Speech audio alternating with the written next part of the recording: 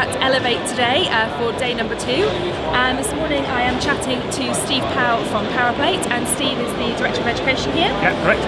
Steve has a really fascinating background. We've actually worked together on numerous occasions in the past, and he's going to tell us a little bit about today how he got to where he has with regards to his career, and also hopefully some interesting tips for you guys to follow a similar career pathway. So Steve, let's start at the beginning. How did you end up doing what you do now? Okay, so I started out as a professional footballer. That was my first kind of, I wouldn't say proper job, but that's kind of where I started. And then from then, I did my personal training qualifications. That was kind of the first kind of route into the industry. So I was a personal trainer, and I've always kind of had a passion for learning and education. So I started out obviously doing personal training, then went into sort of fitness management, and I probably spent, I guess, kind of 8-10 years in commercial fitness management, combining that with sort of education. And then I suppose for me, I've always wanted to stay kind of in contact with people you work with.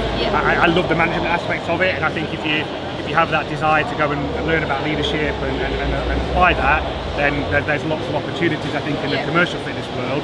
For me, I did that, but I always kind of had that passion for movement, human body, and was very fortunate then to move more into, I guess, the education side of it. So I did a lot of my own study around obviously movement science.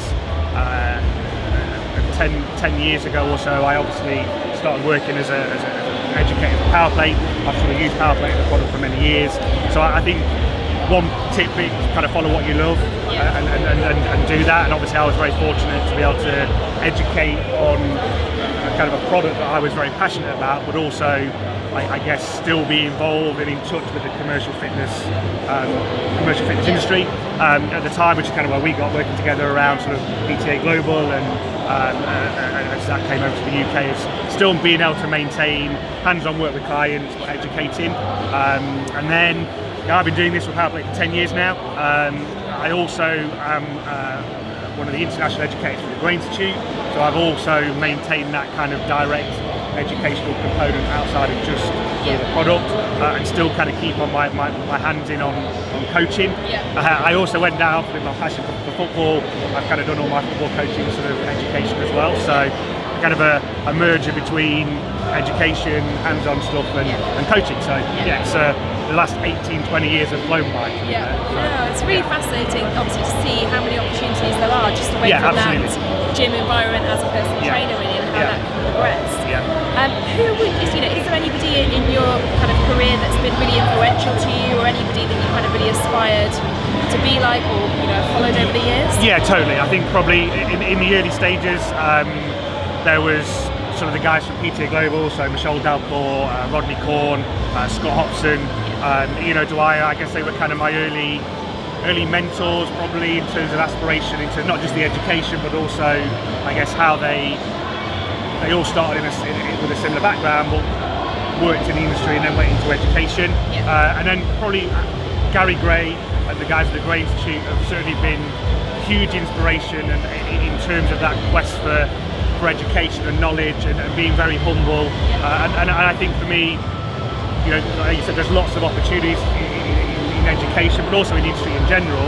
But I think you then have to, I'm a big believer in, once you find your own values and you had to stick with what you're passionate and believe in, and that will kind of set you in good stead for where those opportunities come from. So those guys particularly.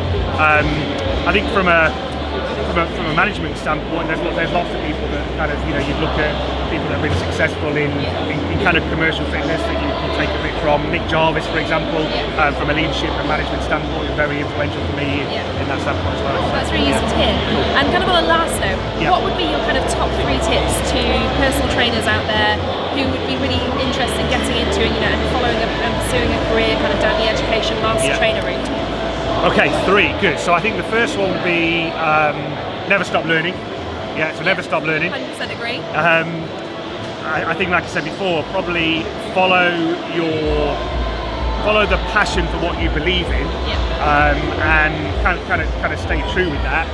And I suppose I think the third tip is maintain that contact with clients or with the actual, the technical side of what you do. I think sometimes there doesn't have to be a one or the other. I think you have to stay hands-on if you're looking to educate trainers and other fitness professionals, because ultimately it's a very practical environment. So yeah, I would say follow your passion, never stop learning, and kind of stay hands-on. Yeah, I think they're really, really useful tips, and I think especially around learning and staying true to your passion, I think it's vital, and so many people lose their way on those two elements, I think. Absolutely. So yeah, really valid. Well, thank you ever so much for your time today.